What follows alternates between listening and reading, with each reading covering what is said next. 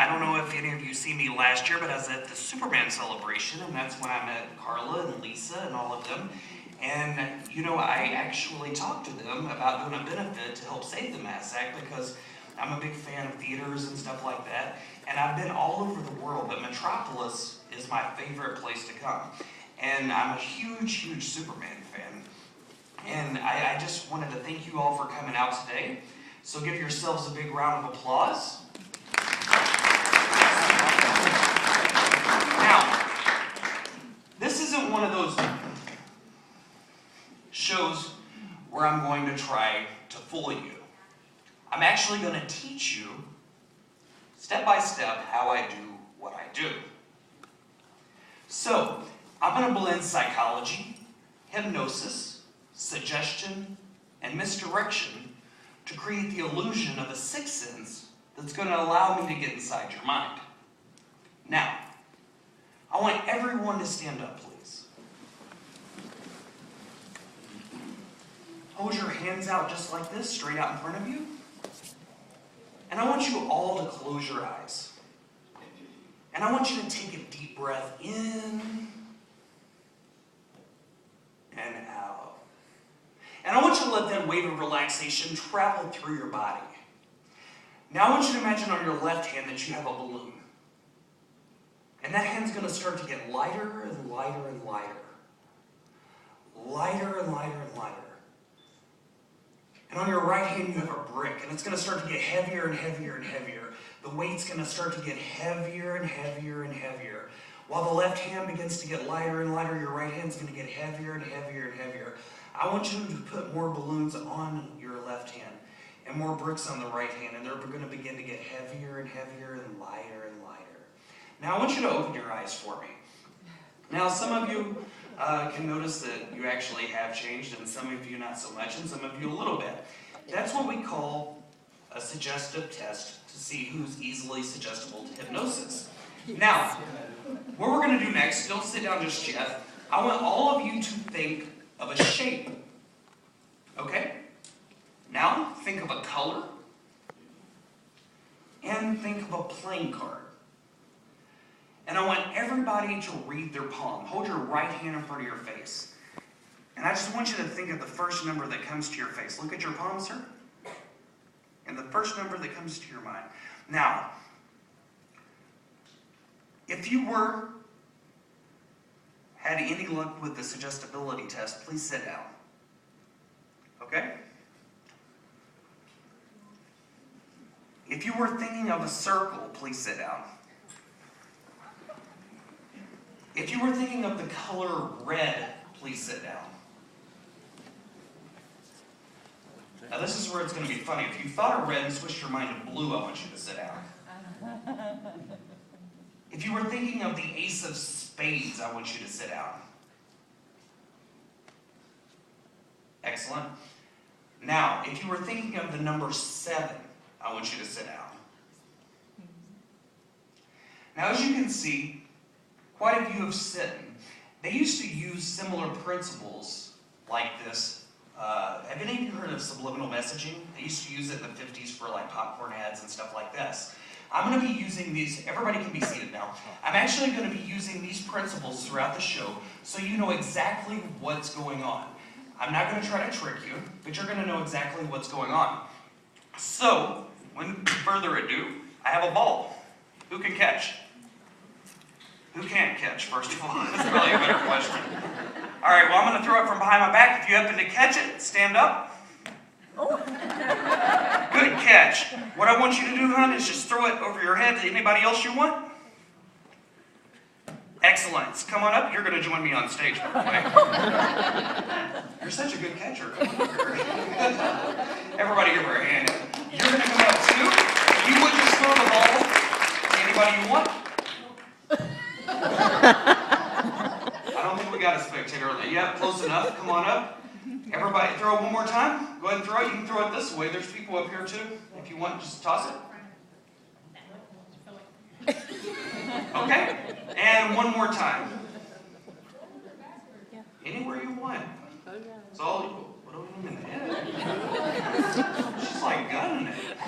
All right. If you cut the ball or you touch touch the ball, please join me on stage. Everybody give them a big round of applause.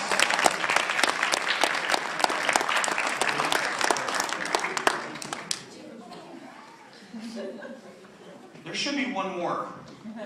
Ma'am, the guy hit in the head? Come on up here. Yeah. Where you at? Who's got the ball? Okay, you're coming up anyway. You get up here. Come on. All right, go ahead and hand her the ball. Yeah, she's coming up. I'm not playing with her. Go ahead and join me right up here. Well, you know what? You're going to pick somebody else in just a second, so. Now I'm going to give you a brief little story. If I could get everybody to stand in a line right here. I was doing some research online the other day about psychic phenomena, and I come across an interesting study published by Duke University, and it took place in the early 1930s. There was a group of individuals that were placed in a room, and there was a professor there by the name of Dr. Ryan who conducted an experiment, and he tested these people for a period of 6 weeks. And at the end of the study, he categorized them into 4 groups. The first group were senders, which meant they could send information from one person to another telepathically. The second group were receivers, which meant they could receive information. For example, if I were to think of an apple would appear in your mind. It did, didn't it? Yes. She said yes. Now, the third group were clairvoyant. Now, you may have seen these people on TV, locate missing persons or help detectives or whatever. And the fourth group had no psychic phenomenon whatsoever, which is the group I fall under. Now, what we're going to focus on is the clairvoyant today. Now, how Dr. Ryan used to test for ESP is he used these symbols: the wavy lines, the square, the star, the plus, and the circle. I've got some envelopes here, ma'am. We're going to go ahead and throw this ball back. Just you throw the ball anywhere you want. Just throw it at somebody. Chunk it. Ooh, good shot. Sorry about that, ma'am. It was her. It wasn't me. What I'd like you to do is just shuffle these cards face down. I don't want you to know what you pick. I'm going to turn my back, take the envelopes as well. Now, what I want you to do is keep shuffling them. And I want you to take one card face down, sight unseen, and place it inside the envelope. Okay?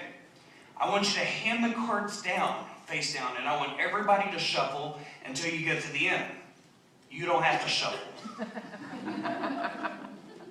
So, once they're inside the envelopes, I want you to sandwich the cards between your hands and hold your hands like this. That way there's no way that I can see through your hands or the envelope. Make sense? Okay. You guys understand what I'm saying? Okay, cool. So when you've got the card in there, make sure you don't peek at it. And just sandwich your hand shut over the envelope. Let me know when you're finished.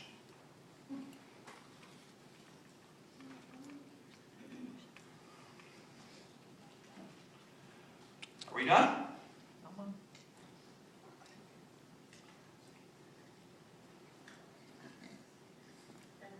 Done. Fair to turn around? Now, is there any way I can know what envelope contains what card or anything like that? I'm going to try to do this in our test conditions. If I could see your hands first, ma'am. What's your name? Sure. Nice to meet you.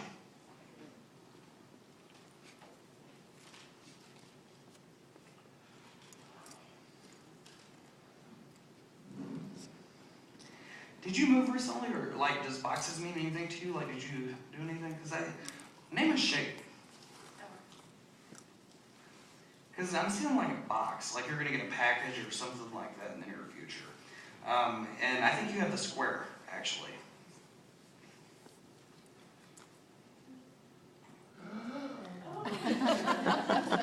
Now, let me see your hand. Hold it. Make sure there's no space.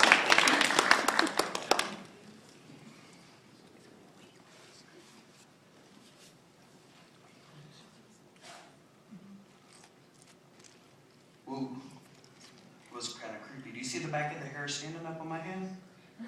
You do, don't you? That tells me you have the wavy lines. Open it up and show everyone.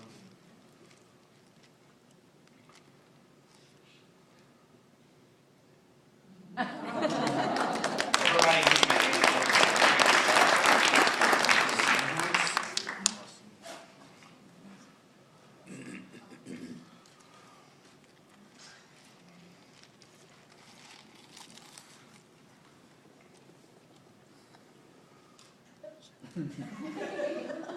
You're tricky. I'm going to come to you.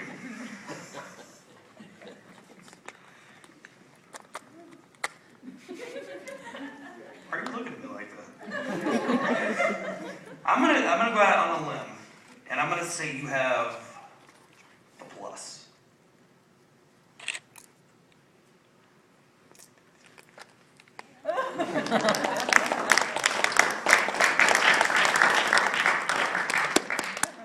Now,